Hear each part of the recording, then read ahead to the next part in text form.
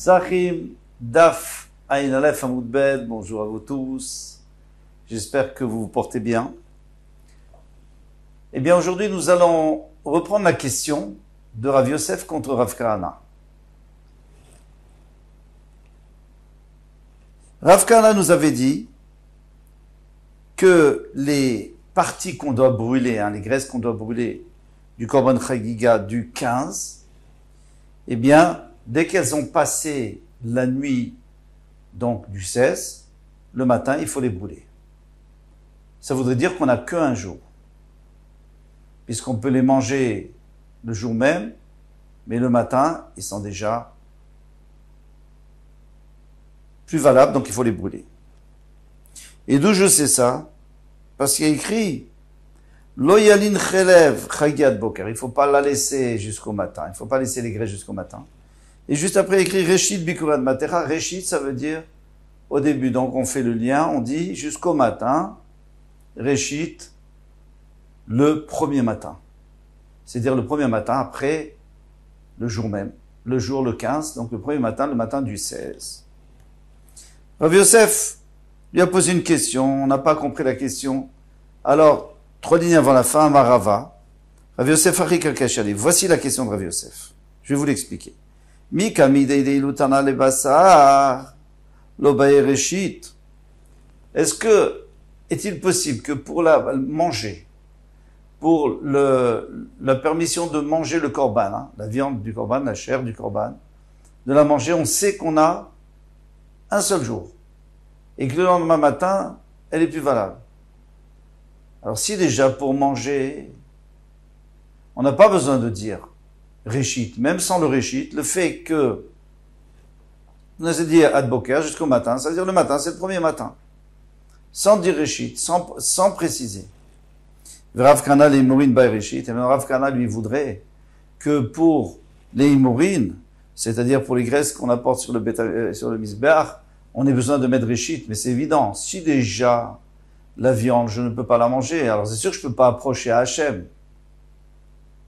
Je peux pas approcher, si je peux manger la viande parce qu'elle a dépassé la date, alors c'est sûr que les imorim, les parties qu'on donne à Hachem, c'est sûr qu'ils ont dépassé la date et qu'on ne peut pas les apporter. Alors pourquoi on a besoin de réchit? Voilà, ça c'est la question. Mahi, maintenant où est-ce qu'on a vu ça? Détania, il y a une braïta qui dit lo yayin min basar asher tisbach ba'erev beyom harishon la boker. Elle n'aura pas le droit de passer la nuit la viande que tu vas sacrifier pour Hachem, eh bien, le premier jour jusqu'au matin. Dans ton page, l'imed al-chagigat yudalet shenechet l'shtei yamim v'la echad. Ça nous apprend que la chagiga du yudalet, donc c'est-à-dire le korban chagiga qu'on apporte le 14, on se rappelle qu'il y avait 2 korban chagiga, un le 14 et un le 15. Un le 14 et un le 15. D'où je sais que la chagiga ne peut être mangée, je peux la manger 2 jours et 1 nuit, c'est-à-dire je la sacrifie le 14, je la mange la nuit et le lendemain, le jour. Et puis après, c'est fini. Peut-être que non. Peut-être c'est comme le Korban Pessah, le Korban Pessah, on mange que le jour on le mange pas, mais on le sacrifie le jour et on le mange la nuit. Puisqu'il a dit le premier jour, que quoi? Que le premier jour, on a le droit de manger. Arrêt, boker sheni amour. Donc en fait, quand est-ce qu'on va le brûler? C'est le 2e jour. Le 2e matin. Oui, donc je peux le garder encore toute la journée. Donc le 14, je peux le manger la nuit, le matin, la journée, et c'est seulement le lendemain matin que je devrais le brûler. Ou peut-être tu peux dire le contraire, tu peux dire que non. J'ai le droit de le manger la nuit, mais pas le matin. Le matin, il faut déjà brûler le premier matin, c'est-à-dire le matin du 15, pas le matin du 16. Ou mani mekayem. Alors maintenant, mani mekayem, ça veut dire à quoi il sert le pasouk? Qu'est-ce qu'il va nous apprendre le pasouk? Parce que le pasouk nous a dit Ad boker, et ça, on a l'impression que c'est le 2e matin, pas le premier matin. Mani mekayem chagiga nichet l'shtei yamim v'layla echad chutz mizu, que la chagiga, elle a le droit d'être mangée 2 jours et une nuit, sauf celle-là. Keshehu merbo, quand il dit im neder o nedava, que neder o nedava, on a le droit 2 jours et une nuit. Neder, c'est quelque chose qu'on a offert, on s'est engagé à l'offrir. Nedava, c'est, donc neder, j'offre un veau, par exemple, au Beth Amikdash, ou un agneau. Nedava, j'offre 7 agneaux au Beth Amikdash. Dimed al chagigat yudalet shenechet leshte yamim velayla echad. Donc je peux apprendre qu'on peut la manger 2 jours et une nuit. Et alors quand on dit ad boker, qu'est-ce qu'on voulait dire ad boker? C'est le deuxième matin. Pourquoi? Parce que neder ou nedava, on a le droit 2 fois. 2 jours et une nuit. Mais puisqu'il y a écrit im, on a rajouté un mot en plus, c'est pour nous apprendre que la chagiga, on a aussi le droit de 2 jours et une nuit.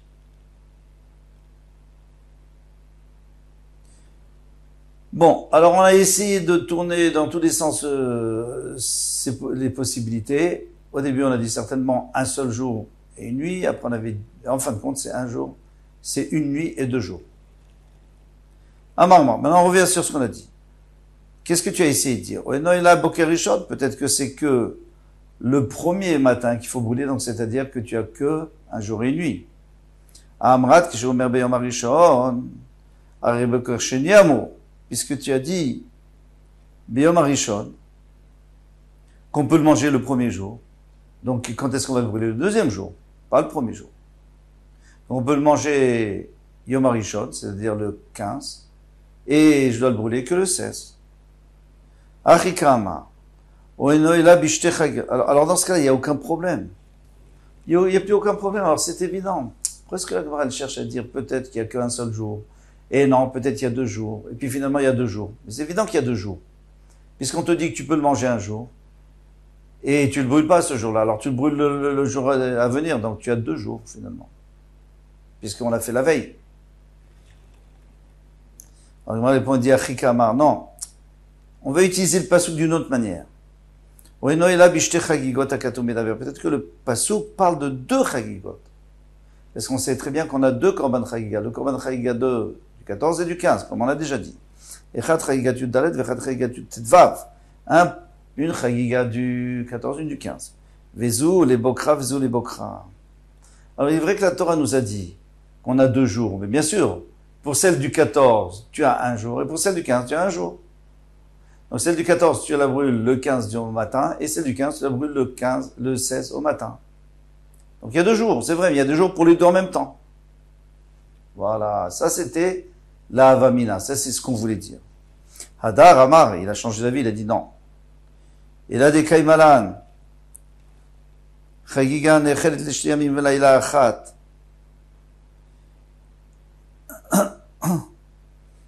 Ce que nous on a appris, c'est que la chagiga, on peut la manger 2 jours et une nuit. Imken im neder o nedava bemai. Alors maintenant, si tu me dis 2 jours et une nuit, im, du mot im, neder o nedava, bemai, sur quoi il va s'appliquer? Si c'est pour nous dire que la chagiga du 14, on peut la manger pendant 2 jours et une nuit, c'est pas vrai. Pourquoi? Parce qu'il y a écrit yom valayla. 1 jour et une nuit, pas 2 jours. Chagiga tetvar, activa yom valayla. Et la chagiga du tetvar du 15, il y a écrit aussi yom valayla, 1 jour et une nuit. Et la haï le chagiga tetvav, vers kulekra le chagiga yud-dalet. Alors il dit comme ça. On va essayer d'utiliser 2 enseignements. Un enseignement, c'est le im, puisqu'on a un im en trop. Donc c'est pour nous dire qu'on peut manger 2 jours et une nuit.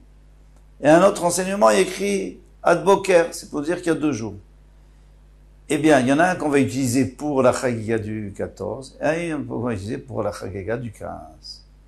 Parce que si on voulait utiliser le pasouk pour le pasouk ad boker pour les 2 chagigot, alors on a moitié-moitié, donc on a 1 jour, 1 jour.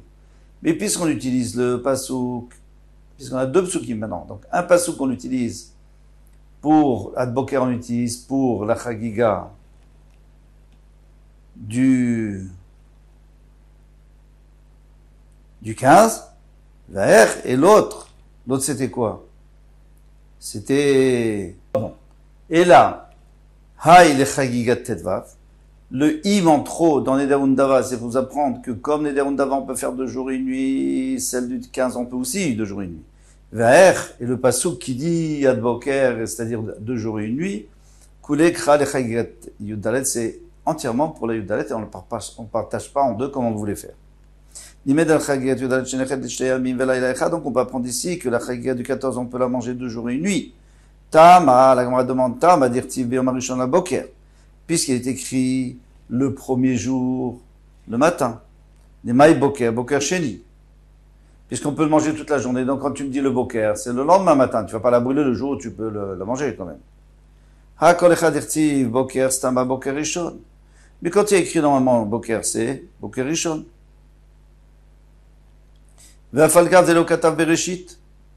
Même s'il n'y avait pas écrit Réchit. C'est-à-dire, ici, dans notre cas, c'est le 2e jour, bien sûr, parce que ça ne peut pas être le premier jour. Mais normalement, quand il y avait écrit Ad Boker, s'il y a écrit dans un autre Korban Ad Boker, c'est sûr que c'est le premier jour. Alors pourquoi Rav Kahana nous dit qu'on a besoin du mot Réchit pour nous dire que c'est le premier jour? Je répète, puisque dans notre passage qui a écrit Ad Boker jusqu'au matin, on sait très bien que c'est le 2e matin, puisqu'on a le droit de le manger toute la journée. Alors, c'est pour ça qu'on est obligé de dire que c'est le 2e matin. Mais si on n'avait pas le droit de le manger toute la journée, alors on aurait dit que c'est le premier matin. Si c'est le premier matin, alors pourquoi tu nous dis Réchit? Pourquoi est-ce que Rav Kahana nous dit Réchit? Donc, ça reste la couchia sur Rav Kahana, et on a terminé. Matitin. Donc, la nouvelle Mishnah.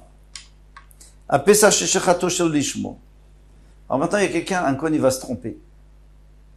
Il va prendre un korban Pesach et il va penser que c'est un korban shlamim. Et il va l'apporter pendant Shabbat, Shabbat. Donc Shabbat, on n'a pas le droit d'apporter un korban shlamim. On a le droit d'apporter que les korbans qui sont obligatoires. Il a fait une avera de la Torah. Est-ce qu'il doit apporter un korban khatat ou pas?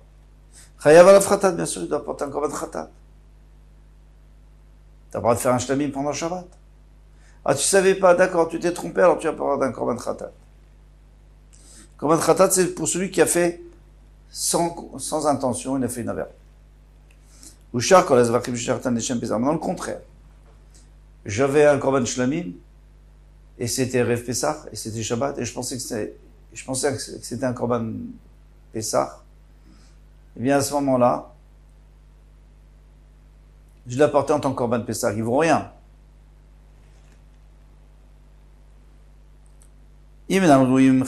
Si, par exemple, c'est un animal qu'on ne peut pas apporter en tant que korban Pesach, c'est un agneau qui a plus qu'1 an, ou alors c'est un veau, c'est sûr qu'on ne peut pas l'apporter en tant que korban Pesach.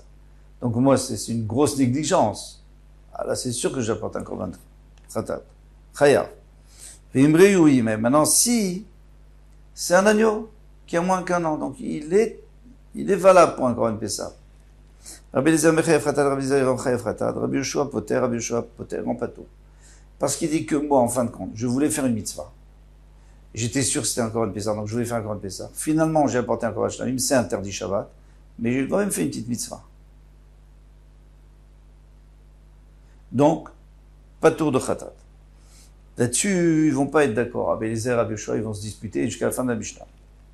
Amar Rabbi Eliezer a dit, Maïm a Pesach chez Mutar Lishmo. Si déjà le korban Pesach, qui est permis lorsque tu veux l'approcher en tant que korban Pesach à Shabbat, donc au début de la Mishnah, tu nous as dit, tu es d'accord avec moi, Rabbi Yoshua, que s'il a changé le nom et il a dit maintenant Shlamim, il est Chayav, Khatat. Zvachim, Shem Asurim Nishman, maintenant le contraire. Un korban, donc c'est la fin de la halakha, qui nous dit qu'il a porté un Shlamim mais il pensait que c'était un korban Pesach. Kesheshina et Sheman, et maintenant lui il a transformé, mais c'était un korban Shlamim qu'il n'avait même pas le droit d'apporter. Et nous dit, n'est-ce pas pure faire raison qu'il est chayav. Si déjà je prends un korban Pesach que j'ai le droit d'apporter, et j'en fais un shlamim, je n'ai pas le droit, je suis chayav. Alors un korban shlamim que je n'ai pas le droit d'apporter, et je vais en faire un Pesach, c'est sûr que je suis chayav. Amarle, Rabbi Yoshua, il a dit, lo imam rad be-Pesach shishina ou be-Dvar asur. Mais non, c'est différent. Parce que le korban Pesach, qu'est-ce que tu voulais en faire un shlamim? Tout le monde sait qu'un shlamim on fait pas Shabbat. Tomar bezvachim shishinan bedavar mutar, mais maintenant, le deuxième cas de la Mishnah, c'était un korban shlamim. Et moi, je voulais le faire en tant que Pessah. Donc, ça, on a le droit, Shabbat. Amar les Rabbi Eliezer. Rabbi Eliezer lui a dit, bon, d'accord, admettons qu'on ne soit pas d'accord. Moi, je vais t'apporter une preuve contre toi. Imoret Tzibour yochichu. Eh bien, on a une preuve des Imoret Tzibour. Imoret Tzibour, ça veut dire ici. Normalement, Imorim, c'est les parties qu'on apporte sur le misber. Ici, Imorim, c'est ce que, et ça vient du mot Amar, que Hachem nous a dit d'apporter. Ici, Imorim, c'est tout ce qu'Hachem nous a dit d'apporter pendant Shabbat. Korban Tamid, Korban Moussaf, obligatoire. Même Shabbat. Eh bien, yochichu. Eux, ils vont nous prouver que j'ai raison. C'est Rabbi Eliezer qui parle. Chez Mutarim Lishman, on est d'accord que si quelqu'un les apporte en tant que Tamid ou en tant que Moussaf, c'est très bien, il n'y a pas de problème. Ashochet Lishman, Chayav. Bien, celui qui prend un korban qui est, je sais pas, un korban shlamim, par exemple, et qui dit, moi, je fais ça en tant que Moussaf, il est Chayav. Ah, pourtant, on a le droit de faire un korban Moussaf. Donc, d'après toi qui dis que quand j'ai transformé en Pessah, je suis patour, toi, Rabbi Yoshua, tu as un problème. Parce que là-bas, il y a écrit qu'il est Chayav. Amar le Rabbi Yoshua dit, c'est pas exactement la même chose. Il est vrai que on part d'un korban qui est shlamim, et on termine avec un korban qui est ou Pessah, ou korban tzibour, par exemple un moussaf. Et dans les deux cas, ça devrait être la même chose. Et pourtant, d'après toi, tu es d'accord avec moi, que et tout le monde le dit d'ailleurs, tout le monde est d'accord, que le korban, celui qui a transformé en korban tamid ou en korban moussaf, il est chayav. Alors pourquoi on serait pas chayav korban Pessah? Rabbi Yoshua lui répond, c'est vraiment génial. Déjà, l'attaque de Rabbi Eliezer, elle était vraiment en forme, elle était magnifique. Mais regardez la réponse. Il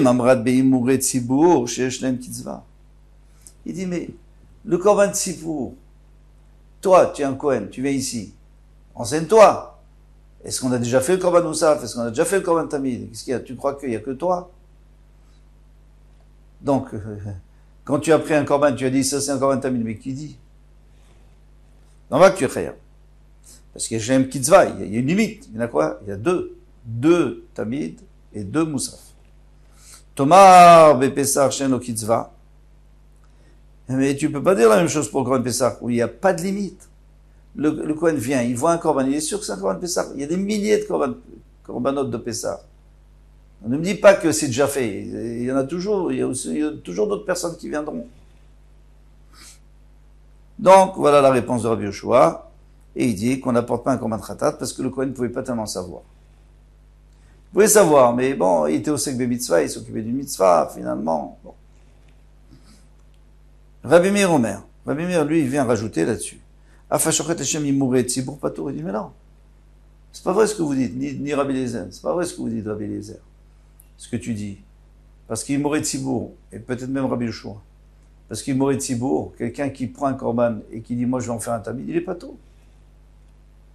Alors, est-ce que Rabbi Meir vient discuter contre les deux ou il vient expliquer les paroles de Rabbi Yoshua? Ça, c'est une machloket harishonim. Shachato shelo leochla. Maintenant, c'est un autre cas, qui n'a aucun rapport.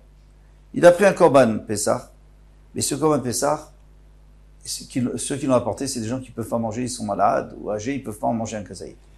Donc on a dit, on ne peut pas l'apporter, ce korban. Il n'est pas valable. Alors, si tu fais le Shabbat, c'est un Issour de Torah, Shrita Shabbat. Shelo limnu yav. Ou alors, les gens ne se sont pas nommés dessus. Les gens qui s'étaient nommés, finalement, il y a d'autres personnes qui viennent. La Relim, si c'est pour des gens qui ne sont pas circoncis, eh bien, tu es chayav, les tmeim, ou alors pour des gens qui sont tmeim, qui ne peuvent pas manger ce korban, ils ne peuvent pas apporter ce korban. Donc, il est chayav. Pourquoi?